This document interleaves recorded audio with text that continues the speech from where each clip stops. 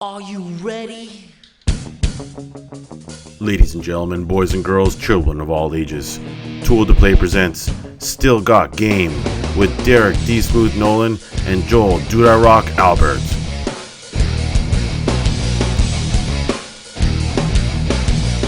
This episode of Still Got Game is brought to you by ThinkGeek and the Craft Beer Club. Hey now, welcome back, ladies and gentlemen. Still Got Game, episode 330. Still Got Game's official podcast of ToolToPlay.com.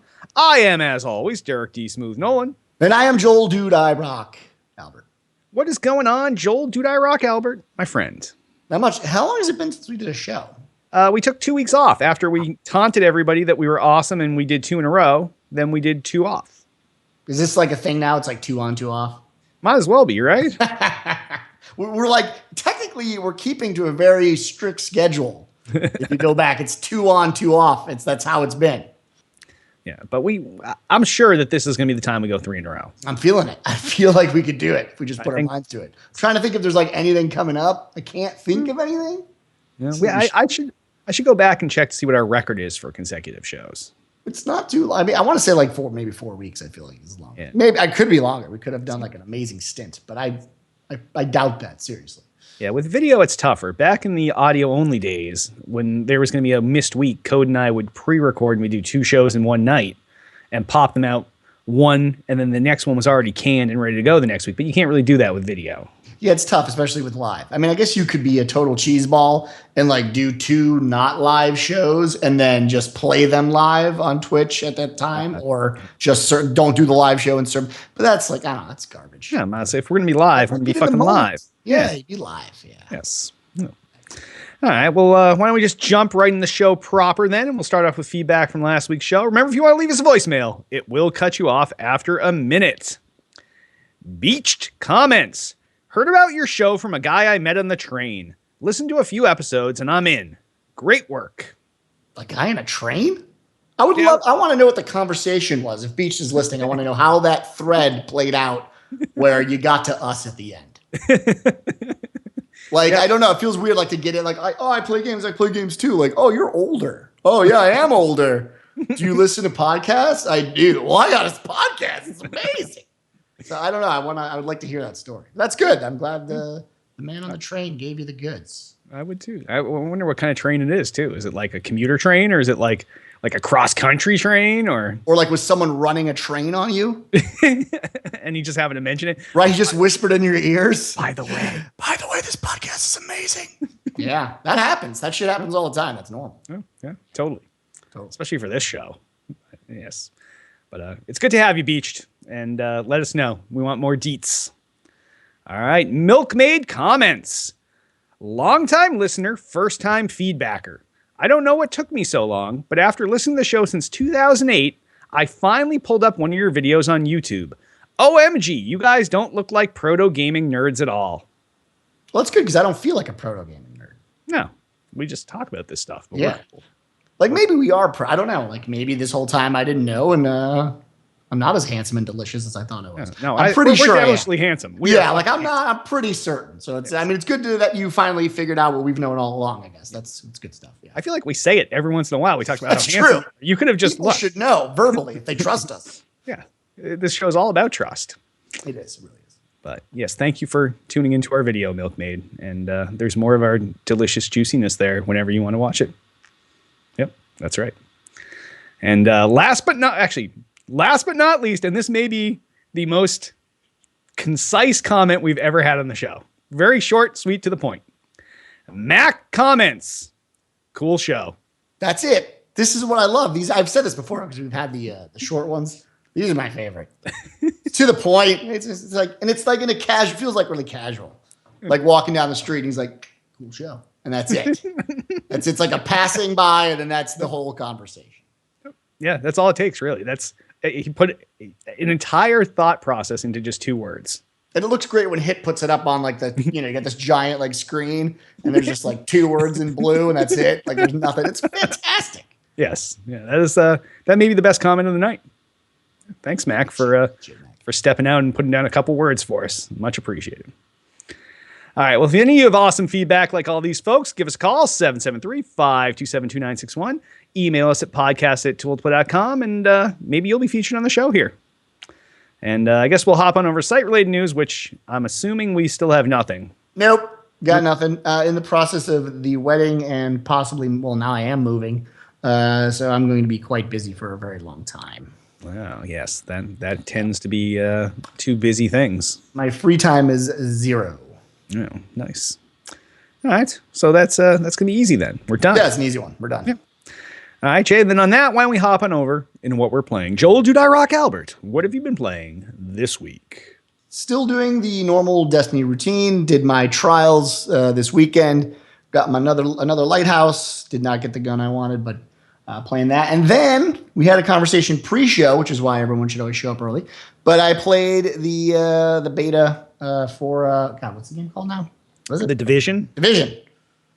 Not good. That's my review, by the way. Not good. Not bad. Not good. Right. Yeah. That's fair.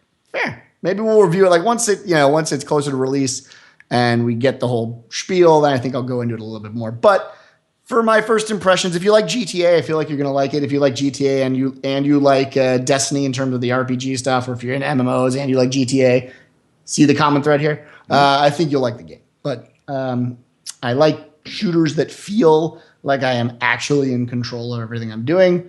This doesn't feel that way. So, what about you? What are you playing this week? Well, I played, obviously, did my Destiny yeoman's duty for the week, did all my use, and then I went back and I was playing some Rise of the Triad. Yeah, I know, that's pretty fucked up, right? Why? Well, because they just re-released all of them, and they obviously sent me some stuff to play 8 billion old games, and that game holds up. It's granted, you have to play it in a really tiny window for the graphics to hold up. But if you don't play it full screen, you shrink it down on the PC there, it actually looks pretty good. But wow. Yeah. Okay. Fair enough. It was more of just look at all these games. Oh, I remember that. That was awesome. And I just played it to see if it was still awesome. And it actually does. It's still pretty decent. Every once in a while, I try to go back, I should say. I get these urges to go back and play really old games like that. I prefer the older stuff than last generation stuff. I don't usually do that. But my attention span's never long enough because it's I start playing, then I remember it all. And I'm like, oh yeah, I remember it all. I already did it all. So then I'm done really quick. But sometimes every now and again, I'll go back and play. Yeah, a couple of years back, I went back and played the old Duke Nukem 3D, and that still holds up. That's like Quake. If I went back and played Quake, I could see myself playing Quake for a whole week straight, 9 hours a day, because I put so much time to it when I was younger. So I could see stuff like that where it's old enough, or GoldenEye. If I had a fucking Nintendo 64, I'd play GoldenEye dead drunk right now. I would do that. It's because that's what I did. So yeah, games like that have enough of the nostalgia to keep me going. But yeah. Nice. Yeah. Other than that, that's about it. Sounds fun. This will be another week of, and actually this week in Destiny was cool with the Crimson doubles and all that stuff last week. So yeah.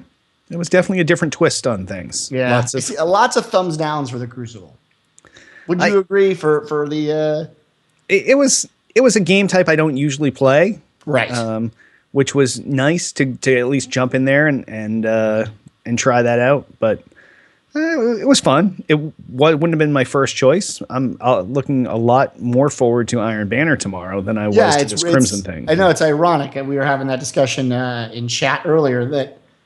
It took them all this time to do this game type, which really is just trials. They took trials. They dropped one guy. They added one variable. And it took them how long to get that out? Really long time. Yep. And Iron Banner plays better. And it's more inviting. And you get better gear from it. And it's and you don't have to pick and choose between your friends of which one you're going to play with. Yeah, you got to drop a guy. Yes. And it's pretty easy, I think, to do it. We would, we kind of switched off. The only upshot to it was that there was no, with trials, you're what's your ELO? What's your KPD? I'm going to the lighthouse. I don't care for friends. I'm not taking you. Where at least with this, you could take any random off the street and you'd still get all your quests done and stuff. But if that meant also that there was no point to it either. So it made it even less valuable. I don't know. Yeah. Definitely a bummer. I really am hoping if it's this week, or I don't think it's going to be this week, but hopefully this week or next week, we finally get real information of what this new patch is going to have. So. Yeah, I'd like that a lot. Yes, I would too. Yes. Right. All right. Well, I guess on that, Jay, why don't we hop on over to the new releases? First new release out this week is a multi-platform release, and it's Far Cry Primal. And this is out for the Xbox One and the PS4. This is Ubisoft's latest side entry into their popular Far Cry series. It's not a numbered game, if you will. This one takes place in 10,000 BC and pits you up against saber-toothed tigers and mammoths and all that kind of shit. You start out the game with no weapons at all, and you have to craft primitive weapons in the game to survive. And really, the only shooting weapon that you can even craft, which is short range, is a bow and arrow. But everything else are really melee-type weapons. There's no multiplayer in this one, as they want to really focus on the single-player story. And the game looks fantastic. It's been scores in the high 7s and low 8s, but this one is definitely not for me. Yeah, this is a weird. Blue Steel in chat was just talking about how he's playing Ark. And it's this weird thing where, like, I feel like what the guys that Ark are doing, whether you like the game of Ark or not, and I played it on PC for a while, gave it a chance. I hated it, but I can see why people like it. I actually see new ideas and cool things happening in Ark. It feels like they saw Ark getting built and they were like, oh, we should do this and dumb it way the fuck down and make it a single player game and just a story and take this out and take this out and take this out. Graphically, it looks amazing. It's one of the best looking games I've seen in a while, but that's not enough anymore, especially in the PC world where anything you put on a PC is going to shit all over console anyway. So I don't know. I mean, it's like, it seems like a weird move for them. Like it's almost like there's all these futuristic games now. And now in this weird way, we're seeing this sort of dial back. It's almost like instead of going back to World War I, they're like, just go all the way back, go to the beginning and just start there. And then we'll work our way up again. Well, there's been examples in the past where this has been successful. Like you had Turek. Yes. Granted, that had actual weapons in it and stuff. Right. You were like from the, you were from the future. Was. You were from the future and back or something. I don't even remember. You had like laser guns and shit, and you were killing dinosaurs. I don't remember how the storyline worked. But yeah, like you were in that setting. Yeah. So I don't know. I guess I see that, they've seen past success. They've seen other games succeed in the market. And I guess the difference is, it takes more than a year to put out a solid Far Cry game, a numbered Far Cry game. So they're pulling the old, Infinity Ward Treyarch thing where you get your second B squad to put out a game that only has single player so that you're not wasting cycles on doing multiplayer. And now you have that second team that can craft an actual full AAA game during this down year. And, I don't know. I guess it's one way to do it. Yeah. It's just weird because there's no connection. Yeah. It's like, why is it called Far Cry? Like, there's no part of the IP that's even there. Like, I guess my whole thing is like, if you were a Far Cry fan, quote unquote, like you're not really connected to this IP in any way. So it's almost like they just slapped a title to get people to buy it, but it has no relation to that universe really. Yeah. There's no multiplayer. There's no things about it that really scream Far Cry. Yeah, there's not crazy guys for the title. Tattooed and like they took the engine and they took the title, but then everything else in between is neither. Yeah. And maybe that's enough. My whole thing when I saw this game was I was thinking, oh, this would be like a cool $40 game. Like I would, I could see myself buying it on sale or something, playing like 2 hours of it and then realizing I didn't need it. And like I've already done it in my head. I'm like, yeah, I've already technically played it. That's enough in my mind. I'm done. You watch one YouTube video to see already. Right. You're like, I got it. We're good. We played it. We're fine. Yes. All right. Well, I guess the other new release out this week is also a multi-platform release, and it's Plants vs. Zombies Garden Warfare 2. This is the second iteration of PopCap's successful tower defense meets third-person shooter game. The sequel introduces 6 new plant and zombie classes in a bunch of new game modes. Unlike the predecessor, all game modes this time can either be played single player or multiplayer. So there are bots and all that kind of stuff, or you can create a private lobby. There's private servers, you name it. So they've really fixed that part of it. It's been nailing review scores in the mid to high 8s. And, I'm up in the air in this one. I actually played a lot of Plants vs. Zombies Garden Warfare. I didn't think I was going to like it, but it was during one of those lulls in games. And it seemed like, it was great. Everybody picked it up. And I really enjoyed the fuck out of it at the time. And I think the shortcomings that we had were things with split screen multiplayer versus multiplayer versus just the game not having enough choice and not enough game types, and you're always dependent on the right amount of people online. And I think they've they seem to have fixed that stuff. So this may be on my list of things to pick up because the kids also loved it too. So it's a win-win either way. Yeah, it runs the gamut, like in terms of age group and stuff, which is kind of nice. Like you can play it as a shooter, but it's it's friendly enough where you're not blowing heads off and stuff. You're blowing zombies' heads off, which is always fun. But it's weird in a way. Like it's a very tactical game, and you know what I mean. Like the whole tower defense part makes it really tactical. Like you gotta think while you play it. You can't really go in like you can in some cases, like with the sniper and a couple other classes that they have. Yeah, you can, but I mean, you really got to think of like how you're going to do your play. But I had a great time. I thought it was super fun. And you have to kind of balance your team too. Like you're like, right. All these snipers, these randoms I'm with, pick those. So I guess I'll pick the support class or the healer. You get that flower that's giving out the you get the healing vibes. Yep. Yeah. So. Yeah. I don't know. Now that I'm talking about it, I know. I'm like, fuck. Am I going to buy this now? Well, the other part was it was so cheap. Is this cheap too, like the other one? Like I think it was like $30 the other one, or like $20. I don't know. Or did they go like full on with it? I feel like the first one was 40, but I would have to go back and check. It was like $20 less or something, which made it even more palatable. Yep. So I wonder if they keep it in that price range. I mean, Hit and I were talking pre-show. There's not a lot to do in Destiny now. There's not a lot really going on out there. It could be the perfect time. I feel like that's what they do with Plants vs. They just wait. They're like, okay, no one's doing shit right now. There's the lull. Drop it. Sell it. Yes. Maybe. But I've talked myself into getting this, I think. So, maybe. But all good on PopCap. Like I remember when we first saw this announced at E3 that year, and the thing came out the screen. We all thought it was a joke, and now they're just nailing it. The second one in the series, they're cranking these things out. They're making improvements on it. So all good for PopCap. Yeah, it's a good game. It's a good game. Yep. Yeah. All right, Jay. Well, on that, why don't we hop on over into gaming news? First story. All right, first one up, kids. Don't expect HoloLens to launch anytime soon. This is the HoloLens or HoloLens. Wow. I think Microsoft, and I immediately think Halo, which is sad because I should think Bungie, but now I think Destiny. So it's how that all works out. So Microsoft will launch the HoloLens when it's goddamn good and ready, thanks to an unpleasant lesson learned by the boom and bust of the Kinect. Although I would say bust is a little harsh. I feel like it just became more integrated into the system as a whole. Anyway, the device, if you remember, the old Kinect sold 10 million units, which actually, when I read this, thought like, God damn, that's actually way higher than I thought in the first 2 quarters, but then ultimately ended up completely sidelined this generation, which I do agree. That comes from Microsoft's Alex Kipman, who, this is kind of interesting, won an award at Microsoft for, quote, outstanding technical leadership, end quote, on the Kinect project. He's much more circumspect about HoloLens, which I think he should be. I think this is probably a good thing. That's because launching the Kinect was not a pleasant experience, Kipman said.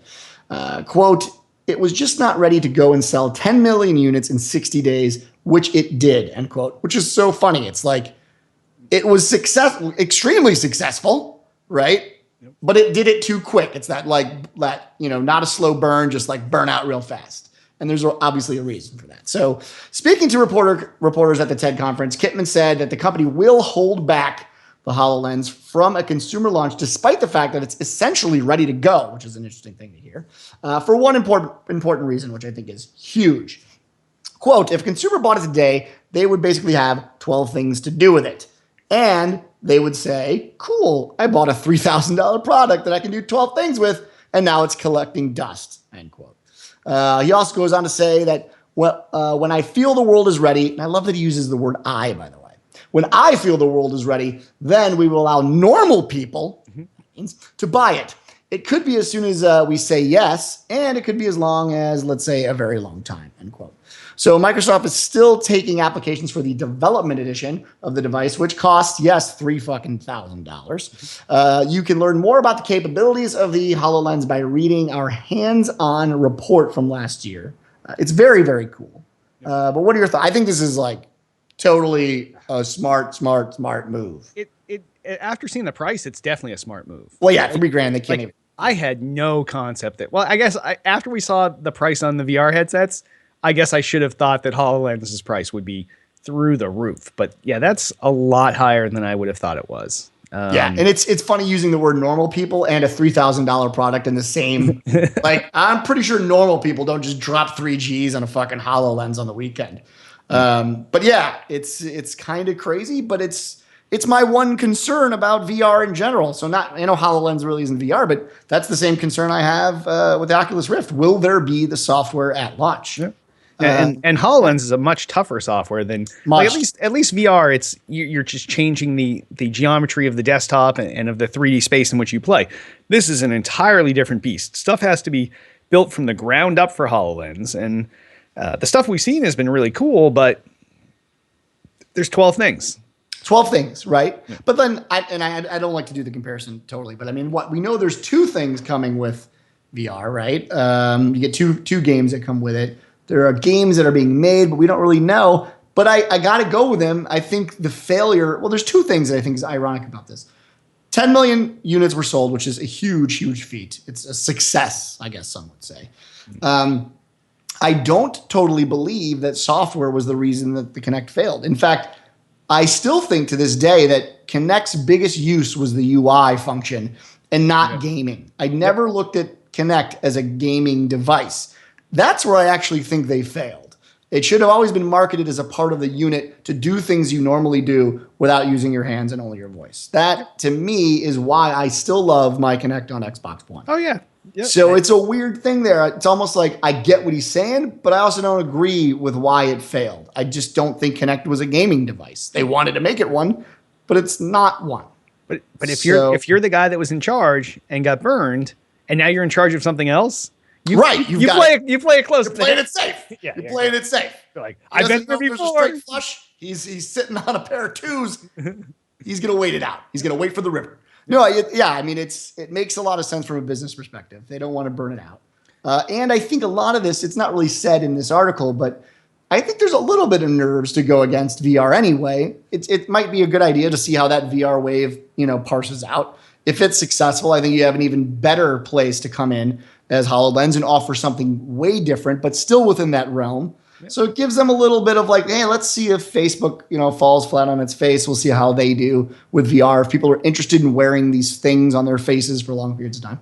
And let's flesh it out. And I'm assuming also, let's try to get the price down. Yeah, the other part. The longer you wait, the price just drops. Things get cheaper. It's a linear drop on price. So the longer you wait, the cheaper all these components become. So makes a lot of sense. That's really your barrier to entry here, is convincing normal, like they said, normal people to spend $3,000 on something that didn't even exist before, and they don't know why they need it. Right. That's exactly. Yeah. So yeah, good on them, I guess. Yeah. All right. Next story. All right. Speaking of VR, I think that's all we talk about now. I'm pretty sure the HTC Vive will cost $800 and hit the shelves in early April. Everyone's rushing to market now. Here are the tantalizing, I guess we can use that word, I don't know, not really tantalized, final details about the HTC Virtual Reality headset. The HTC Vive will be available for pre-order starting February 29th in advance of hitting the shelves in early April. It will cost a whopping $799, read that as $800, for more than the Oculus Rift, which starts at $600, $200 more, far more, definitely. So for $800, what do you get? You get a headset, you get 2 wireless controllers, 2 wall units, which I, by the way, hate, for tracking your positioning, and a hub that collects data and then sends it off to the PC. Additionally, the system will come bundled with 2 popular games. I love that they're calling them popular games, even though they haven't been out yet, so we have no idea. For tracking your, Job Simulator, which, by the way, if Job Simulator is a popular game, or if it ever becomes a popular game, I think I should just stop playing video games altogether. I feel like that's the time where I need to check out. The other one is Fantastic Contraption. I know nothing about these games. So those are the 2 games that comes with it. The system has a few more components than the Oculus. So they've got They've got extra parts that make the HTC Vive more immersive, which helps to, I guess, justify the higher cost. You get the camera tracking and then 2 controllers and all that other shit. So that's better. There are also a couple of small improvements and new features on this new HTC Vive. The headset now has a microphone, so that's good. And it's a little bit more comfortable than before. We use this word far more a lot here. I feel like we don't know that, so we can't say that. So I'll go with it's a little more comfortable. to be safe. Safe. The 2 little cameras that track your motion across the room are now wireless, which I think is, I'll go with this. I think that's huge. And I do think that's a huge step forward. The previous cameras were super bulky and wired, which is shit. I don't know. Yeah. I'm still going with Oculus, I guess. I know. Right? We all balked at the Oculus price. We're like, oh my Right. God, 600. Who's going to pay 600 for VR? Then HTC comes on the back and they're like, 600? Let's push it up. We have a different price than that. Ours, no, it's not lower though. Don't get fooled. Ours is actually going to be higher than that by $200. And but our cameras are going to be wireless, and there's going to be 2 of them instead of just 1. And you're like, is that better? well, I guess it probably helps with triangulating Getting the room and positioning. stuff better. Yeah. But that's like, and this is still on top of having a high-end PC to power this. Like, Yeah. And it doesn't, like, the Oculus will work on your Xbox One. So you're limiting your platform exposure, which seems weird to me. You're like, okay, well, I have an Xbox One, but I have all these games on Steam and I want to play this. But maybe you're going to be able to play them as well. I don't know. It seems fucking crazy to me. all these prices seem a lot higher than I had hoped at the time. I really had hoped these would be priced like consoles at $400. Yeah, I think people were all expecting 400. 400 would have been painful, but a doable. spot that's affordable. Yes. Yeah. And then to come out and say, not only are these things not $400, they're either $600 or $800, but you also need a $1,500 to $2,000 PC to go with it. And you might as well be selling a HoloLens at that point, right? Yeah, and it's really interesting. It's like I hearken this back to like the justification of an iPhone, right? Like iPhone comes out, it's about $1,000 or more. Yep. But because it's subsidized in some way, it allows the units to be purchased, and then because it becomes like a norm for everyone to have one, it's just a commonplace thing for everyone to have an iPhone. It's almost sad, or it's almost like I wish there was a way to subsidize the cost of this to get it in living rooms. Because I think once it's in the living room, I think people will enjoy it. I mean, I don't think it's going to be an everyday thing, but it'll probably be like enough where cool game comes out, you will put it back on, you will play that game. Yeah, and you'd probably even upgrade it every couple of years if there was an option. But you need. Ironically, I'm going to pitch a service. Like you actually need some you need some kind of service that you're buying into. The cost. That ends up 2-year contract, and now you've got your. I mean, like there needs to be something to make it palatable. Yeah, for the early adopter, because early adopters are the guys who are going to shell off the money. Yeah. But it'd be nice to give them some way to defer the cost. You say to yourself, like, I'll probably have a Rift for 2 years at least. Yeah. I don't know that I'd mind like leasing my Rift for 2 years if I pay like, let's say $30 a month, $15 a month, and then subsidize the cost by $200, $300, $400. Like it's easier to sell that than to be like, hand me $600 right now, hand me $800 right now. Oh, and go buy a new PC. Right. Right. And then spend another at least this way and then give us $8. Yeah, at least this way that you can be like, go buy yourself a new PC. You probably want one anyway. And then, hey, you know what? We're bros. Let's go $30 a month. How's that sound? Yeah, well, you give me $30 a month, you can have this thing, and you keep it for 2 years. And then, you know what? After those 2 years, if you still want to do more VR, I'll have a new one of these things, and you can just keep giving me $30 a month. And like, I would be all fucking over that. I'd be like, let's do this. But it's almost a shame that Facebook, I know it sounds stupid, but I'm just gonna say it anyway. It's almost a shame that they don't make hardware, like they don't make PCs, because at least then they could defer the cost there and be like, okay, we're gonna sell you a $2,000 supercomputer, but you're gonna get this free. Like it's gonna be, and they'll just subsidize the cost completely, so that hide it in the cost of the PC. Hide it in the cost of the PC or something. But yeah, they have no room for that because of who they are. And really the only way would be to have a subscription-based sort of model. I think we just revolutionized the industry right here on the show. Yeah. We like to give business plans and business ideas. So. Copyright still got game 2016. Feel free to contact us for licensing. I mean, thoughts on it? $800 for a locked-in PC-only non-Xbox One, non-PS4 deal. I don't know. Yeah. No. I don't know. This one is like the Rift was bad enough. This is just too. This is too much. Yep. And like they're competing with a brand that's already number one, and hasn't even been sold yet. You'd think they'd try to undercut, but no, they're like, fuck it, we're doing it. Over the top. Over the top. All right. All right, we're in agreement there. Next story. Next story, Bioshock. Can I say I hate this story, by the way? I'm going to do it anyway, but it's stupid. All right. Yeah, that's right. Hit.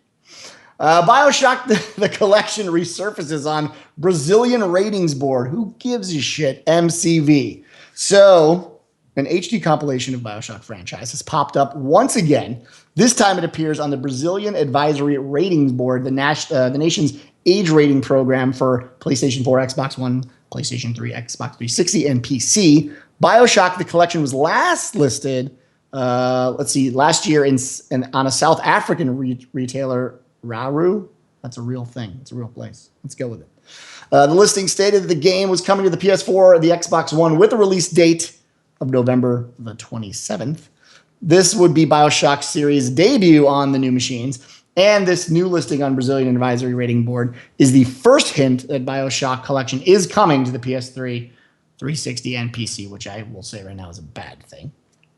Those most recent entries in the most recent entry in the Bioshock series is 2013's Bioshock Infinite, which is an amazing game. It had shipped over 6 million copies to date, which is pretty impressive. Publisher 2K Games is yet to officially announce Bioshock the collection. But what do you think? And the reason I hate this story is because it's like, do people care enough to like hear about the remakes now? Is that a thing where people get super stoked for this shit? Some people do. Yeah. Fair enough. This is actually one that I will say I never played any of the Bioshock games. What? Yeah. I'll drop that right here. Oh, the first, so good. The first one I was going to pick up, but then I heard it had no multiplayer, which it didn't. Yeah, it did not. It was a first-person shooter without. I know, but it was enough to convince me away from it. And then once I missed the first one, I didn't want to go with any others. But right now, in a gaming lull like this, I could pick up this fucking collection today and play through HD updates of these games on. It's not like I'm playing them back compat. I'm playing you're not. HD ones, and I may actually do that. And I know you scoffed at they're still doing them for the old shitty consoles, but I feel like that's a freebie at this point. I feel like the versions that they're putting out for those is probably just a disc with the 3 games that already came out. Like, I don't think they're doing anything special. Yeah, it's not like up-resing it. Yeah, no, because you can't. It was already up-resed for those. It's at the point where it's going to be. Yeah. So putting out all 3 on a disc for those and putting out an up-resed version for this gen consoles, this is something I might actually shell out for. And I never pick up these things, but I always felt kind of bad I missed this game. You're not hyped for it, right? No, but in a lull, I would play this. You're right. Yeah, you're right. Because I feel like it's almost like if you never saw Star Wars and you were like, oh, right. I should probably, the collector's edition's coming out. I'll buy all the Blu-rays. Yeah, I'll get caught up. I'll know what everybody else is talking about. So that's kind of how I feel about this, where I didn't play through any of these. But it's ironic you say that because my brother-in-law has never seen Star Wars in his entire life. That is fucked up. Yes, and when the new Star Wars came out, he bought all the Blu-rays and in one day watched everything. for 12 hours? I don't know. It was a long time. Yeah, so it happens. 6 hours, too. Yeah, that's 12 hours. Yeah. Nice. So, yeah, I guess it happened. No, I guess for me, it's like we're sort of grasping at straw. We're talking about the Brazilian Advisory Rating Board here. It's not very solid concrete. But if something's getting rated by some country, you have to assume it's a real thing. And they're supposed to keep these things under wraps. But yeah, that's true. All right. Yeah. No, normally I'm not excited about this kind of thing, but this is one of the few that I would actually be excited about. Kind of like you were excited about the God of War one when they were doing the God of War ones. You talked about you never played them, and you were like, you know what? Maybe I would do that because everybody loves these games, and I was out of the loop. But I want to stay here. Never played it. I know, because you say you're going to play a lot of things that you never do. I just, you're just like too 2 lazy. hours and I'm out. It's like, that's a lot of work. Don't want to do it. I would have to buy this first. Yeah, I have to give them money, and I got to put it in the system, and I got to play it. It's a whole nightmare. But yeah, who knows? All right, fair enough. All right. All right. Next story: shoplifter gets caught, pees on the Walmart floor. This is tasty. Via game politics. Last month, a Pennsylvania man was arrested for pissing on a bunch of video games and accessories. No electronic goes without getting peed on. In a Target store. So this month, 34-year-old Tennessee man John Garvin was arrested for peeing in the office of a loss prevention officer after he and an unnamed accomplice, by the way, I love that there's an accomplice, were caught trying to steal $500 worth of video games at a Walmart. Garvin has been charged with shoplifting and indecent exposure. I wonder if there's a law for the pissing part. I love that it's just indecent exposure, but the peeing, it's like that part was okay. His day in court is set for April 28th. right. Pissing on video games. I feel like this show has reached the pinnacle. Yes, this is of these stories. All right, so let's role play here. You and I. Oh, sure. I'm shoplifting. No, I'll be the shoplifter. You're gonna be the accomplice. No, we don't actually need to show this on the video. So we're in Walmart. Gotcha. We're like, let's take these things. We put them under our shirts. We get caught. And so now we have $500. So we have what, roughly let's see, 8 games is 480. So maybe like 9 games between the two. Yeah, 9 games between the two of us. Now we're brought down to loss prevention. We're in some kind of plastic fake handcuffs there because they're not allowed to have real cuffs. And we're down in the office and we're sitting there and we're waiting to be processed.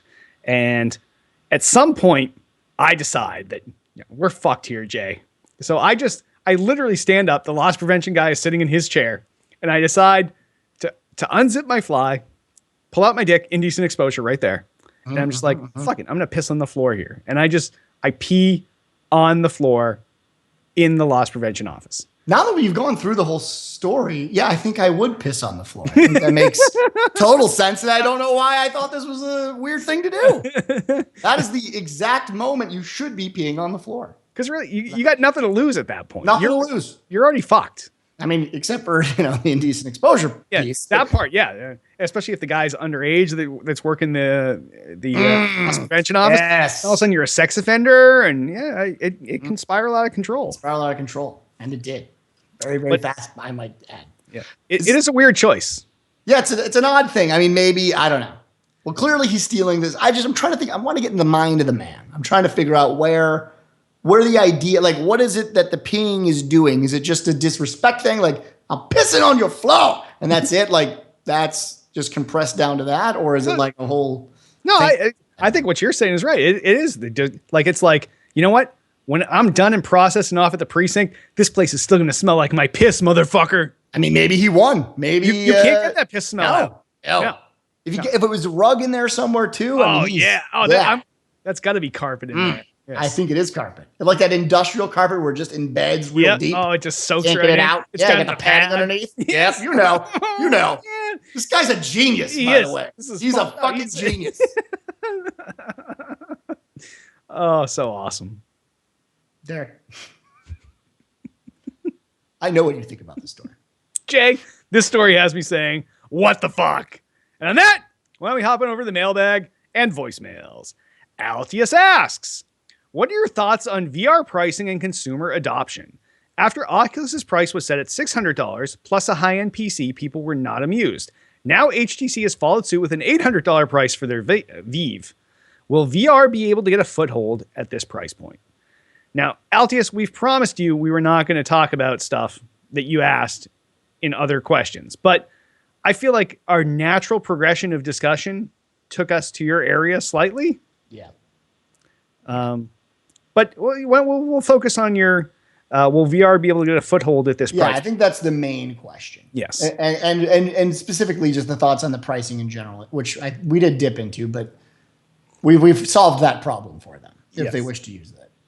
Yeah. Right. There are early adopters in any technology. It's the only thing I can say. I bought my first HTV for $6,000. Totally. I remember spending, I'm not going to say. I spent a lot of money on my TVs, right? I love fucking TVs. I think they're great. So I'm getting an Oculus Rift. That also needs to be said. So for me, because it's such a new technology and it could be terrible, I'm willing to incur the risk of it being shitty, right? I'm totally like, I could buy it and it could have 2 games like it does and no other games come out and it's just a total shit show. That's okay with me. And I feel like there's enough of me and Derek to do that in the beginning and take that hit. It's all going to come down to the software. It always only comes down to the software. Hardware is a very small piece of it in the grand scheme of things. So I don't know. I mean, I think like as long as everyone starts buying it and then and developers, more importantly, want to support it, it'll probably be okay. I think it'll be okay. But it's really tough to. I mean, it is very. It's like buying a Neo Geo back in the day. Oh yeah, exactly. Yep. It was priced so far above everything else, but once you committed, you were happy with it. Yeah, because you had the best gaming console. Yeah, and you could take your little things to the arcade and play your games. And there's only like 3 of you. Yes. But we were there. But Yes. you were there, right? And in a way, I guess what worries me is, in a way, I look at the Neo Geo and things like that over history, and what tends to happen if the support isn't there for developers is that, like, eventually, as things get cheaper, people take the things from the Neo Geo, put them into their system, and then they become, commonplace and cheaper. That may happen with the Rift. It may just be a scenario where, like I said, it may even be HoloLens that bridges that gap. It may just be that people get into VR and they say, I don't want to be in a closed environment and have my whole face covered up. I don't dig it, but I like the concept of augmented reality, I like the concept of doing these things. And maybe then it gets cheap enough and so on and so forth, and it becomes this thing. So I feel like this is going to sound totally lame, but I feel like it's our duty as nerds and tech people and gamers to do this, to spend the money to do this, because if we don't do it, if we just say, oh, it's too much money, blah, blah, blah, blah. And this is not an excuse to sell your kids, fucking books for school and shit and buy it. Don't do that. But if you have the money and you have the disposable income to do it, it's cool because you're on the forefront of what might be as opposed to what is. And what is, it's boring. You want to do new shit. So for that, I'm going to give them the $600. You know what? Now, I had not thought of this before the show, and I'm going to copyright it right here and everything else because I'm about to say something that's genius. And I'm even self-calling it genius. So do you remember back in the day, right after Lawnmower Man came out? I do. And then all of a sudden around the country popped up arcades that had VR headsets. Played them all the time. Yeah. So maybe what we need here at the beginning of the Oculus Rift generation is a whole new set of special arcades that cater to virtual reality. Now they're buying the headsets. They're paying out for the hour for people that come to play. And that funds this first generation of overpriced headsets to the point where people now have played virtual reality. They enjoy it. They love it. This is real virtual reality, not 1990s virtual reality. And now you can say, hey, okay, now this is established. The price just came down. Now Gen 2 of Oculus Rift is $400. Now Joe Consumer is much more acceptable to a $400 price point where he's tried this technology. He's played. It's not like us where we go to all these shows, E3 and PAX, and we play these things all the time. These guys, you're asking them to commit on something they've never touched. So let the first generation be an entrepreneurship where people build up these virtual reality arcades. People can go in, pay by the hour, play these games. And by the time the second gen's around, they're willing to spend their own money. So not to burst your genius idea. All right, try. But, go ahead. Well, I don't have to try because this idea is actually a thing. So there's tons of VR arcades that are already being ready and to be built across the U.S. If you look at, just Google it, and you'll see there's this huge trend now where all these, which I think is a good idea. When I heard about this was months ago when I heard about these VR arcades. So, well, first of all, to go back even further. So there's a bunch of companies that are building these sort of round circular tracks. Oh, I've seen those. Yeah, with the running thing underneath. Yeah. Yeah, and so the idea with those has always been to put them in arcades because as a consumer product, it makes no fucking sense. You have this giant treadmill machine in your fucking living room. Your wife's never going to let you do it. I'm not saying go the treadmill route. That thing is thing's an arcade thing. Exactly. So to that point, that's what they're being built for. So there is already a subset of this VR industry that is going to do that. Yep. My big thing with that idea. So this is happening. So I guess to your genius point, it's already happening. So you thought of it and it's happening. So good job. Maybe you went back in time and made it happen. I don't know. Yeah. But I wonder if people are going to want to get out of their house and go to the arcade anymore, even though this thing is there and it's really cool. Do people want to do that? If there's beer involved, I say they will. Yeah. All these places are going to be your adult arcades, like your Dave and Buster's, your Jillian's, your whatever your local high end, classy bar that's also has arcade games and maybe pool tables type of place. Not a dive bar, but your high end bar. And I think that people do want to go out to that. Even the shit ones like Barcade in New York City. It's the most ghetto of bars. It has arcade games from when we were kids, but people still go out in droves to go there because people want to go out and drink and hang out with other people and play video games. And I think that as long as you're not pitching this to kids and you're pitching it to adults, I think this is a no-brainer. Yeah, maybe. I mean, I don't know. I think I could see myself doing it. If there's one in Chicago, a couple blocks away. There's like 5 barcades in Chicago, and I definitely think that they would be the guys to put it in. Yeah. Yeah, I put an article in chat for anyone in chat who wants to read it. It's from January, but they talk about a couple of the cities that are putting these VR. LA is one of them, which makes sense. So that'll be interesting. So they'll be around, and yeah, I don't know, man. It's a great question, though, as always. Yeah, Altius gets us talking every week. Every week. Introspective. Love it. Good shit. Good shit. All right, thanks, Altius. And if any of you have awesome questions like Altius, give us a call, 773-527-2961. Email us at podcast@tooltoplay.com. Or you can comment in this episode's thread in the Tool to Play homepage. And sponsors! Remember, by supporting our sponsors, you help support Still Got Game. Our first sponsor, ThinkGeek. They sell all the cool shit that you want. So if you're going to go to ThinkGeek and shop, before you go to toolplay.com/geek, go through that link and shop, and it helps us out. I'm not going to tell you what ThinkGeek sells because everybody knows. You see their ads on whatever website you go to. You've probably bought hundreds, maybe thousands of dollars worth of stuff from ThinkGeek. Family Christmas presents for your wife, a bouquet of kitties for your wife on Valentine's Day. People do this stuff, especially me. So if you're going to shop at ThinkGeek, go to toolplay.com/geek and shop through that link, and it will help us out. Also, the Craft Beer Club. Everybody loves beer. And if you're someone in your family or your life is a beer fanatic, you want to give them a subscription service to beer, whether it's a 3-month subscription, 6, a year, doesn't matter. Craft Beer Club handpicks the beers that they send out to your people. The first shipment will come with a bunch of pint glasses with it. So if you want the very best price you can get on some curated beer shipments to someone you love or to yourself, go to tooltoplay.com/beer and sign up for the Craft Beer Club. It is the best price you will get going through our link. And there's a lot of freebies with it. And you can, like I said, pick the length of subscription, cancel anytime. But if you're someone that loves trying new craft beers, it's really nice to have someone pick out those beers for you, someone that knows what they're doing. And that's what the Craft Beer Club does. So tooltoplay.com/geek, tooltoplay.com/beer, and help support the show. And if you'd like to sponsor the show, give us a call, 773-527-2961. Email us at podcast@tooltoplay.com. You tell us what you're selling. We'll tell you if you're going to pay us. We'll sell it. You pay us. Boom. Done. Twitter us up. You can find everything Tool to Play related at twitter.com/Tool to Play. Everything podcast related at twitter.com/still_got_game. King of the internet. Got everything that's fucking holy at twitter.com/Derek Nolan. And you can find me at twitter.com/DudeIRock. Facebook the fuck out of us. Facebook.com/Tool to Play. Facebook.com/Derek Nolan. Facebook.com/DudeIRock. We also have a YouTube channel, youtube.com/Tool to Play. That is the place to find all of Tool to Play's archive video content. That's whether it's episodes of this show, previous shows that are on hiatus, like, Thick and Thin with LB and Duty featuring Hitman, or Tiff's shows or whatever, or just our old gameplay footage. All that stuff gets archived on YouTube. So go there and subscribe. And pretty soon, just a little tidbit for y'all. Hit pre-show tonight was talking his plans for bringing back Hits Quick Hits, which we refer to here as Hits Motherfucking.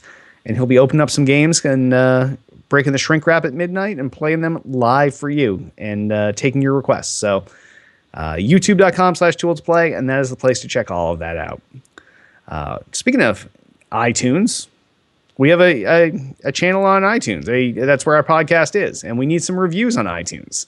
So go to iTunes, rate and review the podcast. We need 5-star reviews, and it doesn't really matter if you write anything worth a review. We just need the 5 stars. But if you feel so inclined, you can write something, and maybe it will be featured here in the show. Just like this week's featured iTunes review from DP Splat.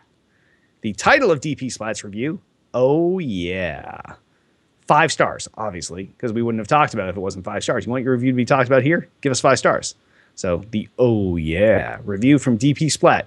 Great discussions on gaming news from adult gamer perspectives. Yeah, that pretty much nails it. Just like our comments today in the beginning of the show. Feedback told it. This is a few more words than that, but it really spells out what we do. We also have a Twitch channel, twitch.tv/Tool to Play. That is where Tool to Play does all of our live content. It's live all the time. Boom, blasting live content right up your asshole. And yeah, that's right, Jay. I said right up your asshole. That's where else would you want live content? So that's where all Tool to Play's live stuff is. And if you watch us live, we have some buttons down at the bottom here. One of these buttons says follow. Now that one costs you nothing. But you can follow us, and it'll tell you exactly when we're on. You get a little notification on your phone if you have the Twitch app or whatever. Like, oh, Tool to Play, we just went live. Boom. That's the place to do that. There's another button here. It's called subscribe. That's the button where if you really like this show, if you like Jay and I, if you really want to support us, it costs you almost nothing, but it is a way for you to give money directly to the show. Very small amount of money, less than 2 Starbucks coffees. So if you go to Starbucks once a day, this is like a 15 times savings per month over what you pay at Starbucks. So if you want to help out the show, that is the best place to go. And subscribe to the channel there. And it really means a lot to us if you do. So before we wrap up, I want to remind you all, you can join us each and every Monday night right here, twitch.tv/tooltoplay, 8 p.m. Eastern, 5 p.m. Pacific. We'll see you next week.